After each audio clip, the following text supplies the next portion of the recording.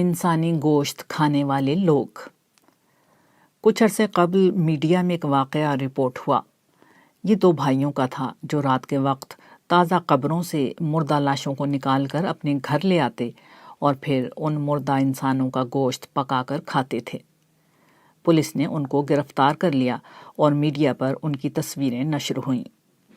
ساتھ ہی ان کا گھر اور مردہ انسانوں کا گوشت پکانے کے برتن وغیرہ سب دکھائے گئے۔ یہ سب کچھ اتنا مکروہ تھا کہ دیکھنے والے لوگوں کی ایک بڑی تعداد کی حالت غیر ہو گئی۔ کراہیت کے مارے لوگوں کا برا حال ہو گیا۔ لوگ پوچھنے لگے کہ یہ کیسے ممکن ہے کہ کوئی شخص انسانی گوشت کھانے جیسا مکروہ عمل کر سکے۔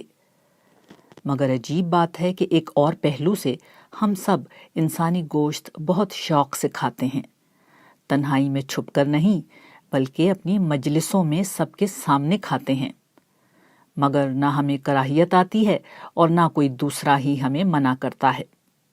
یہ اجتماعی گوشت خوری غیبت کرنے کا وہ عمل ہے جسے قرآن مجید نے اپنے مردہ بھائی کا گوشت کھانے جیسا مکروہ عمل قرار دیا ہے۔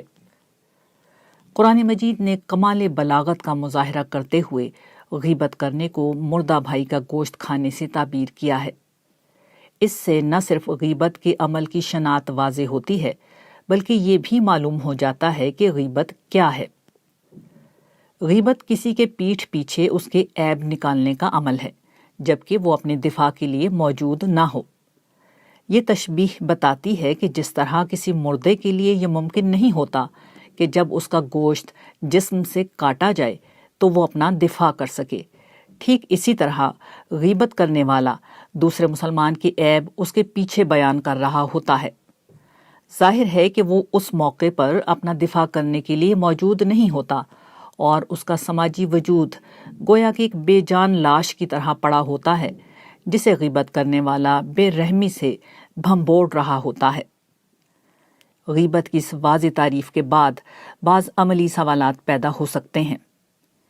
ایک سوال یہ ہے کہ جو برائی بیان کی جا رہی ہے وہ واقعتاً اس شخص میں پائی جاتی ہو تو اسے بیان کرنے میں کیا خرابی ہے؟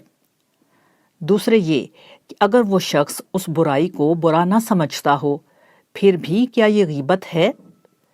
ان دونوں سوالوں کے جواب ہمیں ایک صحیح روایت میں اس طرح ملتے ہیں۔ رسول اللہ صلی اللہ علیہ وآلہ وسلم نے ایک دفعہ صحابہ سے پوچھا کہ جانتے ہو غیبت کیا ہے؟ انہوں نے کہا کہ اللہ اور اس کا رسول زیادہ بہتر جانتے ہیں۔ فرمایا تو اپنے بھائی کا ذکر اس طرح کرے کہ اسے ناگوار گزرے۔ عرض کیا اگر میرے بھائی میں واقعتاً وہ عیب پایا جاتا ہو؟ فرمایا عیب بیان کرنا ہی غیبت ہے، اگر وہ عیب اس میں نہ ہو تو تم نے اس پر بہتان لگا دیا۔ مسلم رقم 2589۔ معلوم ہوا کہ عیب بیان کرنا ہی غیبت ہے۔ اگر عیب واقعی میں موجود نہ ہو لیکن بیان کیا جائے تو بہتان بن جائے گا جو زیادہ بڑا گناہ ہے۔ اسی طرح اس روایت سے یہ بات بھی نکلتی ہے کہ ایک شخص کسی عیب یا برائی کو برا ہی نہیں سمجھتا بلکہ یہ اس کے نام اور شخصیت کا لازمی حصہ بن گئی ہے، تب یہ غیبت نہیں۔ جیسے کسی کو عام حالات میں موٹا یا کالیا کہہ دیا جائے تو وہ برا مانے گا، لیکن بعض لوگوں کی پہچان کے لیے اس طرح کے لفظ ان کے نام کا حصہ بن جاتے ہیں جسے وہ خود بھی برا نہیں سمجھتے۔ چنانچہ ان الفاظ سے کسی کا ذکر کرنا غیبت نہیں ہے۔ اس ضمن کا ایک آخری اور اہم سوال یہ ہے کہ کیا برائی بیان کرنا ہر حال میں ممنوع ہے یا اس سے کوئی استثناء بھی ہے؟ اس سوال کا جواب قرآن مجید یوں دیتا ہے، اللہ اس بات کو ہرگز پسند نہیں کرتا کہ کسی کا ذکر برائی کے ساتھ کیا جائے سوائے اس شخص کے جس کے ساتھ ظلم ہوا ہو۔ سورہ نساء۔ اس آیت میں غیبت کا ایک استثناء یہ بیان کیا گیا ہے کہ اگر کسی شخص پر ظلم ہوا ہے تو بہرحال اسے یہ حق حاصل ہے کہ وہ اپنے اوپر ہونے والے ظلم کی رودات بیان کرے، اور ظاہر ہے جس نے ظلم کیا ہے اس کا ذکر برائی کے ساتھ بیان ہوگا۔ یہاں ظلم کا ایک معاملہ بیان ہوا ہے، مگر اس سے یہ اصول نکلتا ہے کہ جب عیب جوئی کا مقصد کردار کشی یا مزے لینا نہ ہو بلکہ واقعتاً اپنے آپ کو یا دوسروں کو کسی شخص کے ظلم و زیادتی اور برائی سے بچانا یا کوئی اور مثبت بات مقصود ہو تو بھی یہ غیبت نہیں رہتی۔ مثلاً ایک دکاندار کم تولتا ہے تو دوسرے لوگوں کو اس کی اس برائی سے مطلع کر کے انہیں اس کے ظلم سے بچانا چاہیے، یا کسی نزاع میں گواہی کے موقع پر صحیح بات بیان کرنی چاہیے، چاہے وہ کسی کی برائی ہی کیوں نہ ہو۔ اسی طرح رشتہ وغیرہ کے موقع پر اگر کسی کے بارے میں دریافت کیا جائے تو سچی بات بتا دینی چاہیے، چاہے وہ کسی کا عیب ہی کیوں نہ ہو۔ یہ اور ان جیسے دیگر کئی امور ایسے ہیں جہاں کسی کی برائی بیان کرنے کا اصل مقصد اپنی بزم آرائی کی لذت کے لیے دسترخوان پر کسی کے سماجی کردار کا گوشت چننا نہیں ہوتا، نہ کسی کی کردار کشی کی نیت ذہن میں ہوتی ہے، نہ مزے لینا مقصود ہوتا ہے اور نہ گفتگو برائے گفتگو کی عادت ہوتی ہے، بلکہ کسی کو برائی سے بچانا، ظلم و زیادتی کو بیان کر کے انصاف یا مشورے کا طلبگار ہونا، کسی تحقیق طلب امر میں سچائی بیان کرنا وغیرہ مقصود ہوتا ہے۔ اس میں بھی ہمیشہ محتاط رہنا چاہیے کہ نہ اندازے سے بات کی جائے اور نہ سنی سنائی بات کو بلا تحقیق آگے بڑھایا جائے، بلکہ اگر کسی کی متعین برائی یقینی علم یا واضح قرائن کی بنیاد پر علم میں آئے تبھی اسے سامنے لانا چاہیے۔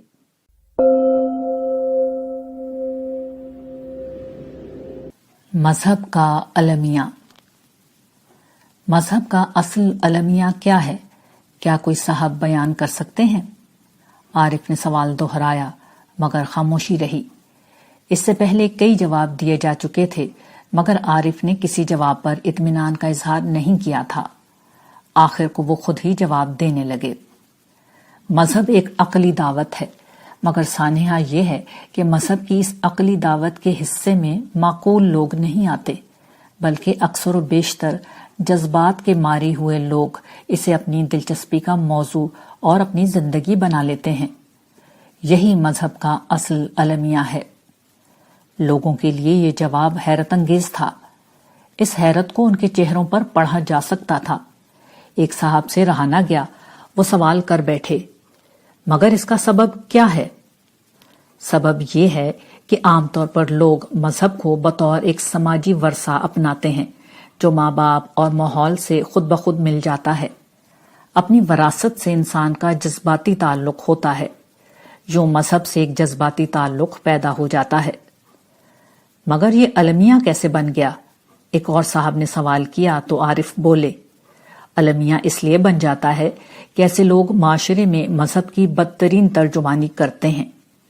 آپ لوگوں نے میرے سوال کے جو جوابات دیے تھے، یعنی فرقہ واریت، انتہا پسندی، تعصب، عدم برداشت، دہشت گردی، مذہب کے نام پر استحصال، پیری مریدی کا سلسلہ، یہ سب چیزیں دراصل بے لگام جذباتیت کے شاخسانے ہیں۔ ایسے جذباتی لوگ جب مذہب کی ترجمانی کرتے، اس کو اپناتے اور اس کی طرف لوگوں کو بلاتے ہیں تو پھر یہ سارے مسائل وجود میں آ جاتے ہیں۔ یہ بات لوگوں سے ہضم نہیں ہو پا رہی تھی۔ ایک اور صاحب نے اعتراض کیا، انسان تو جذبات کے سہارے جیتا ہے اور مذہب بھی تو جذبات کی طرف بلاتا ہے۔ نہیں، یہ تصور درست نہیں کہ مذہب جذبات کی طرف بلاتا ہے۔ قرآن اول تا آخر پڑھتے چلے جائیں۔ قرآن نے اپنی دعوت کو خالص عقلی بنیادوں پر اٹھایا ہے۔ ہاں، عمل پر ابھارتے ہوئے وہ کبھی جذباتی اپیل کر دیتا ہے، مگر وہ دعوت عقلی دلائل کی بنیاد پر دیتا ہے۔ یہی حقیقت اس نقطہ نظر کی تردید کے لیے کافی ہے۔ باقی رہا انسان تو بے شک وہ جذبات کے سہارے جیتا ہے، لیکن زندگی کے بیشتر فیصلے وہ عقلی بنیادوں پر کرتا ہے۔ یہ ستم وہ صرف مذہب پر ڈھاتا ہے کہ جذباتی انداز سے اس کے حق و باطل کا فیصلہ کر کے مطمئن ہو جاتا ہے۔ آخری بات کہتے ہوئے عارف کے لہجے میں جلال آ گیا تھا۔ یاد رکھیے، مذہب کے حق و باطل ہونے کے سنگین ترین مادی نتائج آخرت میں نکلیں گے۔ اللہ تعالیٰ کسی غلط عقیدے کو اس بنا پر برداشت نہیں کریں گے کہ یہ آپ کے جذبات کو سکون دیتا تھا یا آپ کی اس سے جذباتی وابستگی تھی۔ آپ لوگوں کو معقولیت کے ساتھ صحیح غلط کا فیصلہ کرنا ہوگا، ورنہ اس کے بدترین نتائج بھگتنے کے لیے تیار ہو جائیں۔ جذبات میں آ کر آپ کسی ٹرین کے سامنے کھڑے ہو جائیں تو وہ آپ کے لیے نہیں رکے گی، کچل کر نکل جائے گی۔ یہی معاملہ قیامت کی ٹرین کا ہے۔ قیامت کی ٹرین بھی آپ کو آپ کے جذباتی انداز فکر سمیت کچل ڈالے گی۔ اس لیے مذہبی تصورات میں ہمیشہ عقل سے مدد لیجیے، ورنہ نتائج بھگتنے کے لیے تیار رہیے۔ مگر ہم جذبات کیسے چھوڑ دیں؟ مذہب اسلام میرا تعصب ہے، میری اس سے جذباتی وابستگی ہے، میں کسی عقلی دلیل پر اس کو نہیں چھوڑ سکتا، ایک صاحب نے جوش میں آ کر کہا۔ اسلام چھوڑنے کی ضرورت نہیں، یہ واحد مذہب ہے جو عقل و فطرت کی بنیاد پر کھڑا ہے۔ مگر کیا آپ کے مخصوص فرقے اور خاص قسم کے نظریات کی بھی یہی حیثیت ہے کہ قرآن ان کی تائید کے لیے نازل ہوا تھا؟ قرآن اسلام کی کتاب ہے، کسی فرقے کی نہیں۔ ہاں، مگر ہم اپنے نظریات کو اسلام اور دوسرے کے نظریات کو گمراہی سمجھتے ہیں۔ یہ وہی جذباتی پن ہے جو مذہب کا اصل المیہ ہے اور جس کے نتیجے میں مذہب بدنام ہو جاتا ہے۔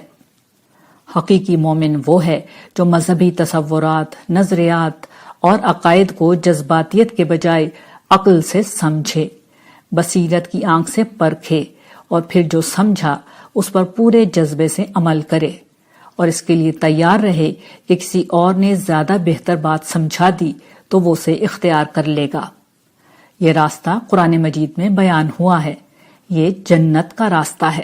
عارف لمحے بھر کے لیے رکے اور مسکراتے ہوئے بولے، آپ کا اپنے بیوی بچوں سے جذباتی تعلق ہو سکتا ہے، آپ ان سے ملنے کے لیے جذباتی ہو سکتے ہیں، مگر جذبات کے سہارے آپ گھر تک نہیں پہنچ سکتے۔ اس کے لیے ہر موڑ پر عقلی فیصلہ کرنا ہوگا۔ یہی طریقہ جنت کی منزل تک پہنچنے کا ہے۔ اس راہ کا ہر موڑ عقلی فیصلہ کر کے اختیار کیا جاتا ہے، اس کے علاوہ ہر دوسرا طریقہ جہنم میں جاتا ہے۔ عارف کی مجلس میں آج ایک اور سمندر کو کوزے میں بند کر دیا گیا تھا۔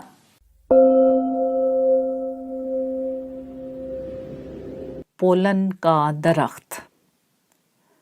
پولن کا درخت، جسے عام طور پر جنگلی شہتوت کا درخت بھی کہتے ہیں، اسلام آباد کی پہچان ہے۔ یہ درخت جنگلات کی صورت میں اس شہر میں جگہ جگہ پھیلا ہوا ہے۔ اس درخت کی بنا پر شہر نہ صرف سرسبز ہو گیا ہے بلکہ گرمیوں میں ماحول کو ٹھنڈا رکھنے کا سبب بھی بنتا ہے۔ پولن دراصل ایک صفوف نما شے ہے جو اس درخت پر پیدا ہوتا ہے۔ ہوا کے ذریعے سے یہ صفوف دوسرے درختوں تک پہنچتا ہے اور ان کی زرخیزی کا سبب بنتا ہے۔ اس عمل کو پولینیشن کہتے ہیں۔ اس درخت سے نکلنے والا یہ پولن انسانوں کے لیے بڑے مسائل پیدا کرنے کا سبب بن رہا ہے۔ یہ سانس کی نالی میں الرجی پیدا کر کے متاثرہ شخص کو نزلہ، زکام اور دیگر امراض میں مبتلا کر دیتا ہے۔ خاص کر دمے کے مریضوں کو اس کی وجہ سے بڑی تکلیف کا سامنا کرنا پڑتا ہے۔ بہت سے لوگ تو اس قابل ہی نہیں رہتے کہ شہر میں رہ سکیں۔ جب یہ مسئلہ شدت سے سامنے آیا تو اس درخت کو کاٹنے کا فیصلہ کیا گیا اور اب بڑے پیمانے پر اس درخت کو کاٹ کر ہٹایا جا رہا ہے۔ پولن کے درخت کی مثال یہ بتاتی ہے کہ خدا نے اپنی اس دنیا میں قیام و بقا کا کیا قانون بنا رکھا ہے۔ یہ قانون نفع بخشی ہے۔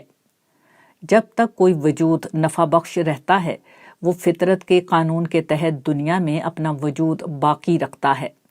جب اس کا نفع نقصان میں بدل جاتا ہے تو قدرت کے قانون کے تحت اس کا وجود مٹ جاتا ہے۔ انسانوں کو بھی اس اصول سے کوئی استثناء حاصل نہیں ہے۔ اس دنیا میں وہی شخص ترقی کرتا اور کامیاب رہتا ہے جو دوسرے لوگوں کے لیے نفع بخش ہو، جس کی محنت اور صلاحیت دوسروں کو اس بات کا یقین دلا دے کہ اس کی موجودگی ہمارے لیے مفید ہے۔ اس کے برعکس جو شخص لوگوں کے لیے تکلیف اور نقصان کا باعث بن جائے وہ کبھی ترقی نہیں کر سکتا۔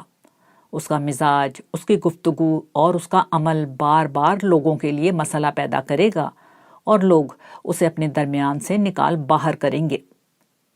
نفع بخشی اس دنیا میں ترقی اور کامیابی کا راز ہے۔ جب کوئی شخص ترقی کے میدان میں پیچھے رہ جائے تو اسے دوسروں کو الزام دینے کے بجائے یہ دیکھنا چاہیے کہ کہیں اس کی نفع بخشی کی صلاحیت کم یا ختم تو نہیں ہو گئی۔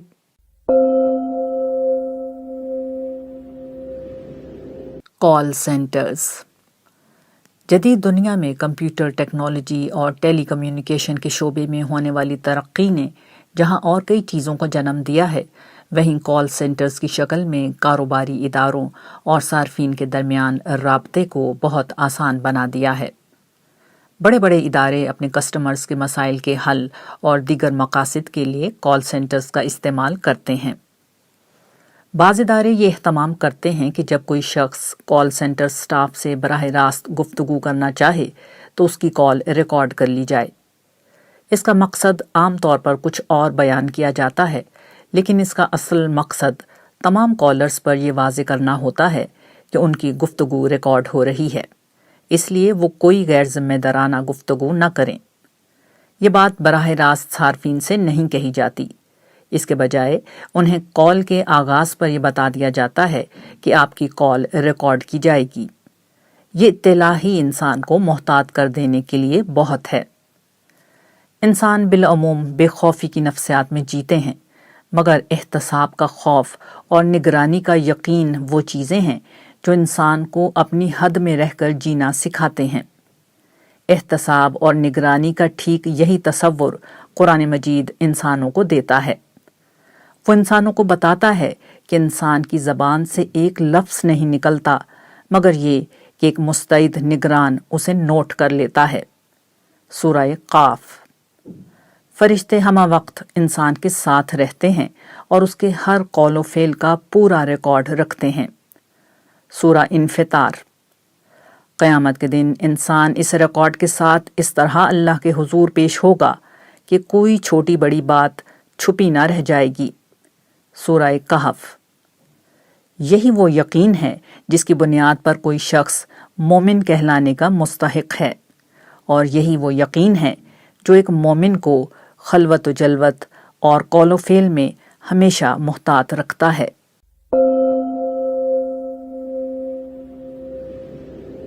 مال اور کمزور۔ حضرت موسیٰ علیہ السلام کے زمانے میں قارون نام کا ایک بہت بڑا مالدار شخص تھا۔ سورہ قصص میں بیان ہوا ہے کہ اسے اللہ تعالیٰ نے اتنے خزانے عطا کر رکھے تھے کہ ان کی کنجیاں اٹھانا ہی آدمیوں کی ایک جماعت کے لیے بہت بھاری بوجھ تھا، مگر ان نعمتوں پر شکر گزاری کے بجائے فخر و غرور اور نمائش و دکھاوا اس کا معمول تھا۔ اس کا کہنا یہ تھا کہ اسے یہ مال اس کے علم اور صلاحیت کی بنا پر ملا ہے۔ آخرکار اللہ تعالیٰ نے اس کے گناہوں کی پاداش میں اسے اس کے مال سمیت زمین میں دھنسا دیا۔ مال بلا شبہ اللہ تعالیٰ کی ایک عظیم نعمت ہے، لیکن اس نعمت کی حقیقت یہ ہے کہ انسانوں کو بطور آزمائش دیا جاتا ہے۔ وہ آزمائش کیا ہے، اسے رسول اللہ صلی اللہ علیہ وآلہ وسلم نے بڑی خوبی سے اس طرح بیان کیا ہے کہ تمہارے کمزوروں کی وجہ سے تمہاری مدد کی جاتی ہے اور تمہیں رزق دیا جاتا ہے۔ بخاری رقم 2896۔ اس دنیا میں جس کو جو ملا ہے صرف اللہ تعالیٰ کی عطا سے ملا ہے۔ عام مشاہدہ ہے کہ دنیا میں بڑے بڑے ذہین اور باصلاحیت لوگ جوتیاں چٹکھاتے پھرتے ہیں اور بے ہنر لوگ دیکھتے ہی دیکھتے مالدار ہو جاتے ہیں۔ لوگ اسے قسمت کہتے ہیں، در حقیقت یہ اللہ تعالیٰ کی اپنی تقسیم ہے۔ یہ تقسیم ہمیشہ غیر متوازی کی جاتی ہے۔ اس کے ذریعے اللہ تعالیٰ یہ دیکھنا چاہتے ہیں کہ پیسے والے لوگ مال پا کر قارون بنتے ہیں یا رسول اللہ صلی اللہ علیہ وآلہ وسلم کے ارشاد کے مطابق یہ جان لیتے ہیں کہ یہ مال اصل میں انہیں ضعیفوں کی وجہ سے ملا ہے۔ جو لوگ قارون بنتے ہیں ان کا انجام بھی قارون جیسا ہوگا، لیکن جو لوگ اسے عطیہ الہی سمجھ کر غریبوں پر خرچ کرتے ہیں انہیں اللہ کے نبی کے ساتھ بسا دیا جائے گا۔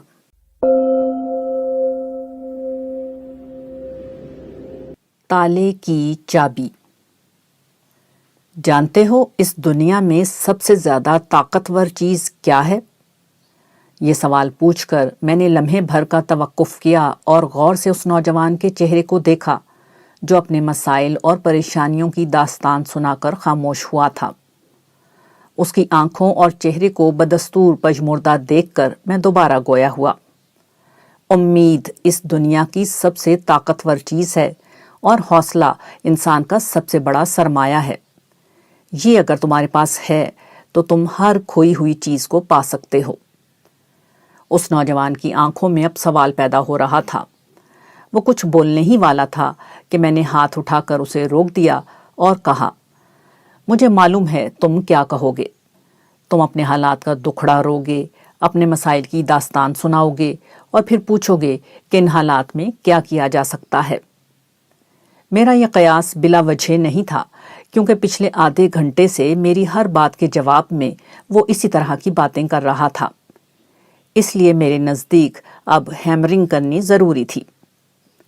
سنو اور غور سے سنو، یہ ہماری نہیں، خدا کی دنیا ہے۔ اس دنیا میں ستاروں کی وسط سے لے کر خردبینی خلیے تک ہر لمحہ کھربوں زندگیاں جنم لیتی ہیں، وہ مردہ سے زندہ ہو جاتی ہیں۔ خدا یہ سب کچھ اپنی تخلیقی صفت کو استعمال کر کے کرتا ہے۔ اس نے تمہیں، مجھے، ہر انسان کو یہ شرف بخشا ہے کہ اپنی تخلیقی صفت میں سے ایک حصہ ہم کو دیا ہے۔ اس صفت کو استعمال کر کے ہم زندگی کے ہر اندھیرے کو روشنی، شر کو خیر اور مشکل کو آسانی میں بدل سکتے ہیں۔ صرف سوچنے کا انداز تعمیری ہونا چاہیے۔ یہ تعمیری انداز امید اور حوصلے سے جنم لیتا ہے۔ اس کے بعد انسان بڑا ہو جاتا ہے اور مسئلہ چھوٹا ہو جاتا ہے۔ انسان ذہن کی ناقابل شکست تخلیقی صلاحیت کو استعمال کر کے ہر مسئلے کا ایک حل تلاش کر لیتا ہے۔ پہلی دفعہ اس کے چہرے پر مسکراہٹ آئی۔ جاتے وقت وہ کہنے لگا، آپ نے میرا کوئی بند تالا تو نہیں کھولا، لیکن مجھے سمجھا دیا ہے کہ ہر بند تالے کی چابی امید کی دکان سے مل سکتی ہے۔ یہی بہت ہے۔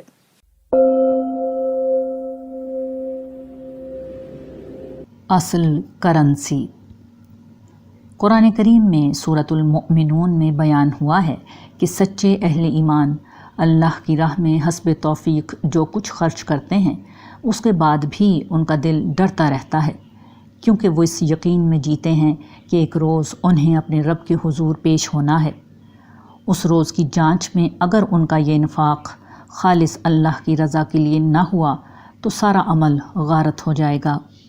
ایک صحیح حدیث میں اس بات کو اس طرح بیان کیا گیا ہے کہ قیامت کے دن ایک شہید، ایک سخی اور ایک عالم کو ان کے تمام تر نیک کاموں کے باوجود جہنم میں اس لیے پھینک دیا جائے گا کہ ان کے اعمال کے پیچھے اصل نیت خدا کی رضا کی نہیں بلکہ لوگوں کی نظر میں بڑا بننے کی تھی۔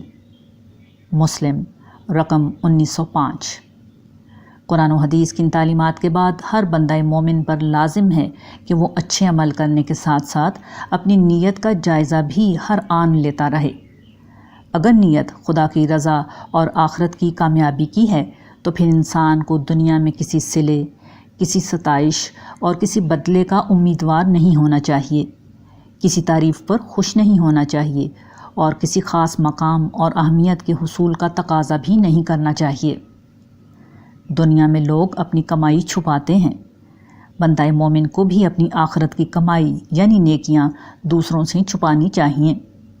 وہ اگر اپنی یہ قیمتی کرنسی لوگوں سے چھپا نہ سکے تو کم از کم اسے یہ حماقت نہیں کرنی چاہیے کہ وہ نیکی کی کرنسی سے لوگوں کی تعریف، لوگوں کی نظر میں اپنا مقام اور اپنی بڑائی جیسی معمولی اور بے وقت چیزوں کو خریدنا شروع کر دے۔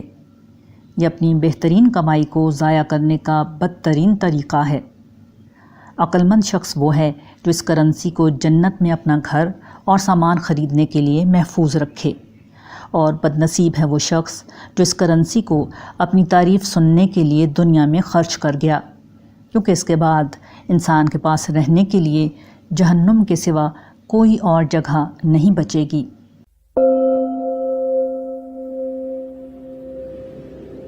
تراش خراش۔ باغبانی کا یہ قاعدہ ہے کہ پودوں کی تراش خراش سے وہ وقتی طور پر کم ہو جاتے ہیں مگر پھر تیزی سے بڑھتے ہیں۔ بعض اوقات پودے کی کسی شاخ پر کیڑا لگ جاتا ہے تو اس کو کاٹ دیا جاتا ہے کہ کیڑا اور نہ پھیلے۔ یوں پورا پودا بچ جاتا ہے اور وہ شاخ بھی دوبارہ بڑھنے لگتی ہے۔ یہی اس دنیا میں مصائب و آلام کے آنے کی ایک اہم وجہ ہے۔ یہ مصائب و آلام وقتی طور پر انسان کو پیچھے دھکیل دیتے ہیں، اس کی ترقی کا عمل رک جاتا ہے، تاہم یہ مصائب اکثر حالات میں عارضی ہوتے ہیں، چنانچہ یہ آتے ہیں اور چلے جاتے ہیں، لیکن انسان کی قوت برداشت، حوصلے اور ہمت، تجربے اور معلومات کو بڑھا جاتے ہیں۔ ایسا انسان دوبارہ زندگی کے میدان میں جب قدم رکھتا ہے تو پہلے سے کہیں زیادہ ترقی کرنے کا اہل ہو جاتا ہے۔ تاہم انسان چونکہ درختوں سے مختلف ہے، اس لیے فطرت کے اس راستے میں اسے ایک کام کرنا ہوتا ہے، وہ یہ کہ مشکل حالات میں خود کو مایوس ہونے سے بچائے اور مستقبل کی امید پر اپنے حوصلے کو بلند رکھے۔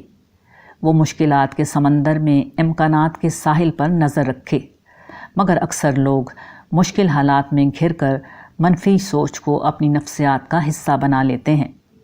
وہ ایک عارضی نقصان کو اپنی زندگی کا روگ بنا لیتے ہیں۔ وہ وقتی ناکامیوں سے گھبرا کر اپنے مستقبل سے مایوس ہو جاتے ہیں، جس کے بعد ان کا جسم طرح طرح کی بیماریوں کا شکار ہو جاتا ہے اور ان کی نفسیات مستقل طور پر منفی ہو جاتی ہے۔ یہ دونوں چیزیں ان کی قوت عمل کو معطل کر دیتی ہیں۔ یوں بجائے ترقی کرنے کے وہ لوگ زندگی میں ہمیشہ کے لیے پیچھے رہ جاتے ہیں۔ حقیقت یہ ہے کہ مصائب کی درست نوعیت کو سمجھ لیا جائے کہ یہ ہمارا حوصلہ اور تجربہ بڑھانے آ رہے ہیں تو ان کو ہم ترقی کا ذریعہ بنا لیتے ہیں، نہ سمجھیں تو زندگی کا روگ بنا لیتے ہیں۔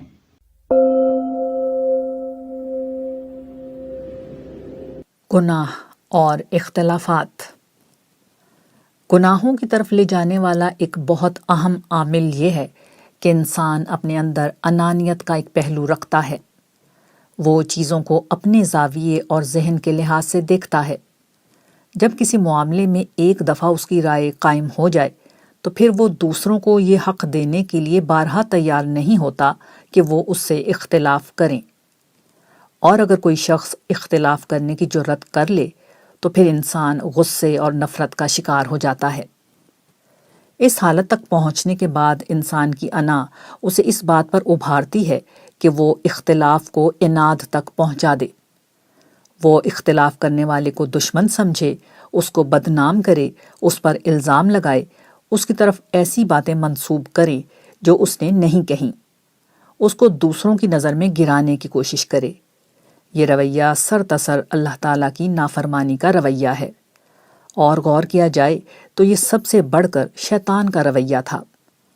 اسے جب حضرت آدم علیہ السلام کے سامنے سجدے کا حکم ملا تو اس کی انانیت جاگ اٹھی، وہ تکبر کا شکار ہو گیا اور آخرکار وہ اللہ کے خلاف سرکشی اور بغاوت پر آمادہ ہو گیا۔ شیطان یہی کام اب انسانوں کے درمیان کرتا رہتا ہے۔ وہ انسانوں کی اس کمزوری سے واقف ہے کہ انسان جب ساتھ رہتے ہیں تو بہرحال ان میں اختلاف ہو جاتا ہے۔ وہ اس اختلاف کو ہوا دے کر غصے اور انتقام میں بدل دیتا ہے، جس کے بعد انسان اللہ کی ہر حد پامال کر کے سرکشی اور فساد کا باعث بن جاتا ہے۔ اس اختلاف کی ایک نمایاں مثال ساس بہو کا وہ جھگڑا ہے جو ہمارے ہاں اکثر گھروں میں معمول بن گیا ہے۔ خاندانی نظام میں جب ایک لڑکی کسی مرد سے بیاہی جاتی ہے تو وہ بالعموم علیحدہ رہائش اختیار نہیں کرتی، بلکہ سسرال میں آ کر رہتی ہے۔ ایک مختلف ماحول سے آنے والی اس لڑکی کا سامنا ایک نئے ماحول سے ہوتا ہے۔ ایک دوسرے کی عادات اور رویوں کے بارے میں پوری معلومات نہیں ہوتی۔ پھر ہر شخص کی اپنی ترجیحات ہوتی ہیں، اپنی خواہشات ہوتی ہیں، یوں اختلاف کی بنا پڑ جاتی ہے۔ یہ اختلاف فطری ہے، اس کو حل کرنے کا ایک طریقہ صبر اور برداشت ہے، ایڈجسٹمنٹ اور عفو درگزر کا راستہ ہے، مگر لوگ اس حل کی طرف آنے کے بجائے فوراً اپنی مرضی کے مطابق معاملات کا رخ پھیرنا چاہتے ہیں۔ بدگمانی شروع ہو جاتی ہے، تجسس سے کام لیا جاتا ہے، غیبت اور بہتان کو راہ مل جاتی ہے، عدل و احسان کو ایک کونے میں رکھ دیا جاتا ہے، جس کے بعد نہ صرف گھر کا سکون تباہ و برباد ہو جاتا ہے بلکہ اللہ کی حدود کی نافرمانی کا کھلا مظاہرہ شروع ہو جاتا ہے۔ ہم جب توبہ اور خود احتسابی کا عمل شروع کریں تو اس بات کا بھی جائزہ لے لیں کہ ہم اختلاف کی حالت میں کیا رویہ اختیار کرتے ہیں۔ ہر اجتماعی موقع پر بہرحال اختلاف ہوگا، مگر ایسے میں کبھی انانیت کو سر اٹھانے نہ دیں۔ اختلاف ہو بھی جائے تو کبھی عدل کا دامن ہاتھ سے نہ چھوڑیں، بلکہ ہر تلخی کو احسان کی مٹھاس سے ختم کر دیں۔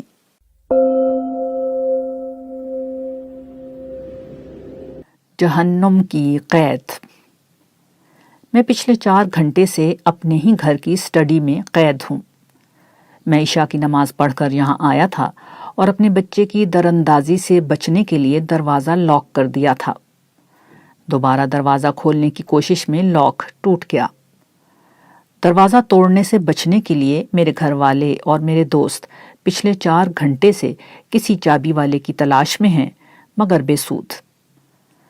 بھوک، پیاس اور اس قید میں جو سب سے بڑی دریافت میں نے کی ہے اور جسے اس وقت میں تحریر کر رہا ہوں، وہ قرآن مجید کی ایک آیت کا مفہوم ہے جس میں اللہ تعالیٰ ارشاد فرماتے ہیں، پس چکھو عذاب کا مزہ جیسے تم نے اس دن کی ملاقات کو بھلا دیا، آج ہم بھی تمہیں بھول چکے ہیں، اور چکھو ہمیشہ رہنے والے عذاب کا مزہ اپنے اعمال کی پاداش میں۔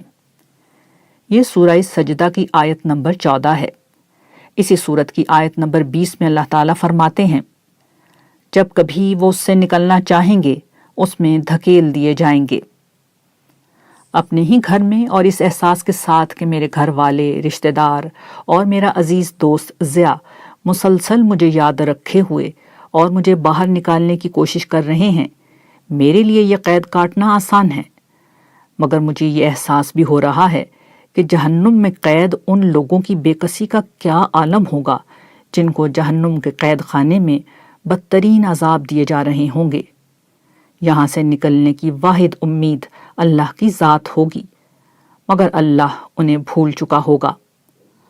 اب رہے جہنم کے دروازے تو ان پر جہنم کے وہ سخت گیر داروغہ تعینات ہوں گے جو ان کے باہر نکلنے کی ہر کوشش ناکام بنا دیں گے۔